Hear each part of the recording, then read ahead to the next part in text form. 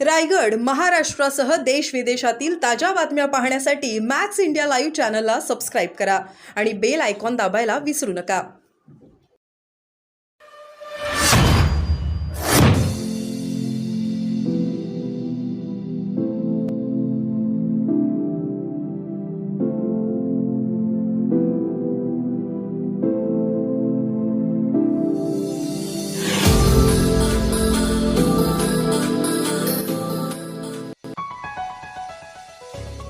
वीस जानेवारीला कोट्यावधी मराठा बांधवांची मुंबईवर धडक. मुंबई गोवा महामार्गाची भयान दुरावस्था.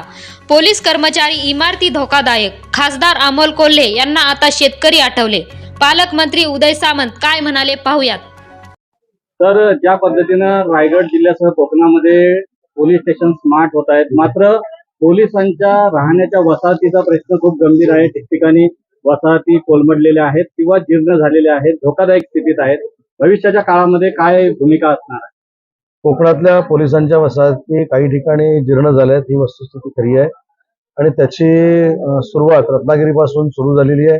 चिपळूणच्या पोलीस क्वार्टर्स बांधून आम्ही पोलिसांना दिलेले आहेत. रत्नागिरीमध्ये 130 कोटी रुपये खर्च करून SP ऑफिस आणि क्वार्टर्स होत आहेत. रायगडचा देखील प्रस्ताव गृहनिर्माणकडे गेलेला आहे पोलिसांच्या. तिथं देखील पैसे मंजूर करून देण्यासाठी मी स्वतः पालकमंत्री या नात्यानं पाठपुरावा करेन. तर 20 जानेवारीला मराठा आरक्षणाच्या प्रश्नावर मनोज जरांगे पाटील मुंबईमध्ये धडकणार आहेत. कोट्यावधी समाज बांधव मुंबईमध्ये धडकून मुंबई चक्का जाम करण्याचं भूमिका त्या ठिकाणी आहे. सरकारला कोंडीत पकडण्याचा हा प्रयत्न आहे का? ते मला असं वाटतं की त्यांचं आंदोलन जे चालू आहे हे मराठा समाजाच्या दृष्टीनं अतिशय सकारात्मक आहे. दोन त्यांच्या भूमिका होत्या. एक, निजामकालीन जे नोंदी सापडत आहेत त्यांना कुणबी समाजाचा दाखला द्यावा. इतर युद्धपातळीवर कारवाई सुरू केलेली आहे. शिंदे समितीला मुदतवाढ दिलेली आहे. आणि इम्पेरिकल डाटा कलेक्ट झाल्यानंतर सुप्रीम कोर्टामधनं कायमस्वरूपी टिकणारं आरक्षण मराठा समाजाला दिलं जावं हा मुख्यमंत्र्यांचा शब्द आहे आणि ते आम्ही देऊन दाखवू.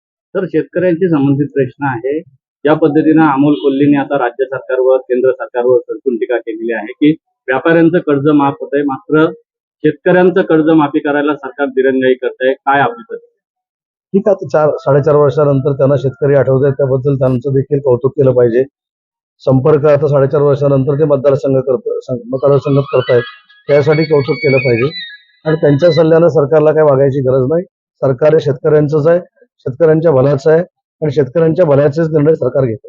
तर भाजप, शिंदे गट आणि अजित पवार गट जरी सत्तेमध्ये एकत्र असले तरी ग्रामपंचायत निवडणुकी असतील किंवा भविष्यातील ज्या आगामी निवडणुका आहेत त्यांच्यामध्ये आता ग्रामपंचायतीच्या निवडणुकीच्या पार्श्वभूमीवर ज्या पद्धतीनं आपापसामध्ये या ठिकाणी संघर्ष झालेला आहे, तो संघर्ष लोकसभा विधानसभा निवडणुकीच्या ग्रामपंचायतीच्या निवडणुका ह्या निशाणीवर नसतात.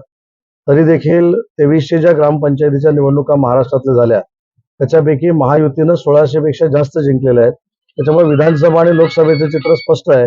लोकसभेच्या 48 जागा जिंकू आणि विधानसभेच्या 200 पेक्षा जास्त जागा जिंकू.